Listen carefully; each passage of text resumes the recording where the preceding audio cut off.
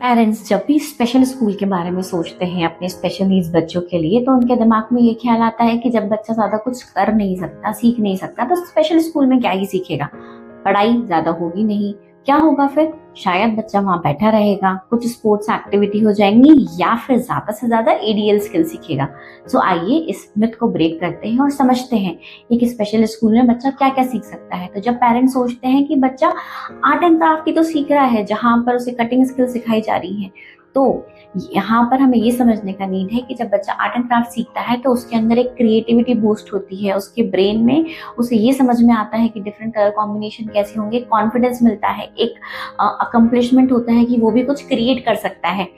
जब पेरेंट्स को लगता है कि सिर्फ फिजिकल एक्टिविटी ही तो हो रही है, बॉल ही तो कैच थ्रो कर रहा है, इसमें क्या उसमें सीखेगा या क्या इंप्रूवमेंट आएगा, तो अगेन एक structured play intervention, structured sports intervention बच्चे को हेल्प करता है fine motor, gross motor skills develop करने के लिए। साथ ही साथ eye hand coordination and multiple skills develop होती हैं, जो बच्चे का कोऑर्डिनेशन इंप्रूव करती है, बच्चे में कॉन्फिडेंस बूस्ट करती है, साथ ही साथ सोशलाइजेशन और टीम स्पिरिट डेवलप करती है, again confidence which plays very important role. Now again जब पेरेंट्स को लगता है मैथ्स ही तो कर रहा है, कैलकुलेटर पे कर रहा है, या फिर 1 2 3 ही तो सीख रहा है, तो अगेन यहाँ पर हम मैथ्स जो करवा रहे हैं वो फाउंडेशनल स्किल्स के लिए करवा रहे हैं, वो फंक्शनल स्किल्स के लिए करवा रहे हैं, ताकि जब बच्चे को बोले कि ये सामान 100 रुपीज का आया है और आपको उन्होंने 500 दिए हैं, तो आपको कितने रिटर्न करने, तो child takes the calculator and confidently वो बता रहा है कि 400 रुपीज रिटर्न करने हैं। जब हम सोचते हैं कि क्या ही करेगा बच्चा फील्ड विजिट्स में जाकर, घूमकर ही तो आ रहा है, इससे कुछ इंप्रूवमेंट नहीं होना है, तो अगेन यहाँ पर ये बहुत बड़ा मिथ है। फील्ड विजिट्स पे जब बच्चे जाते हैं और वो खुद से अपनी एक आई लिस्ट बनाते हैं कि उन्हें क्या क्या शॉपिंग करनी है, और उन चीज़ों को वो मॉल में जाते हैं, स्टोर्स पे जाते हैं, खुद ऑर्डर देते हैं, पिकअप करते हैं, प्राइसिंग कंपेयर कर रहे होते हैं, तो cognitively they boost their skills. साथ ही साथ again that feeling of accomplishment कि मैं घर के लिए शॉपिंग करके लाया हूँ, तो ये एक एनहांसमेंट होता है बच्चे के कॉन्फिडेंस में।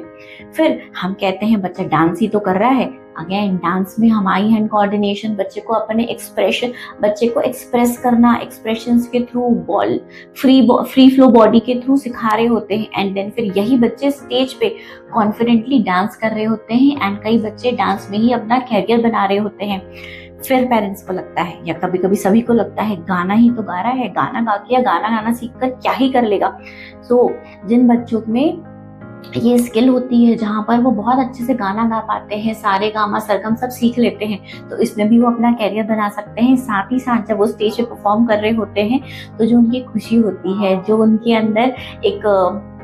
बहुत प्राउड फीलिंग होती है ना कि मैं भी कुछ कर सकता हूँ, तो ये सारी स्किल्स मिलकर जो एक बच्चे को बनाती हैं, वो बच्चा लाइफ में अपने पैरों पे खड़ा हो सकता है। जरूरी नहीं है हर बच्चा डॉक्टर या इंजीनियर बने, कुछ बच्चे स्पेसिफिक फील्ड्स में भी अपना बेस्ट देकर अपने पैरों पे खड़ा हो सकते हैं। और एज पेरेंट्स जो हमें चिंता होती है हमारे बाद क्या,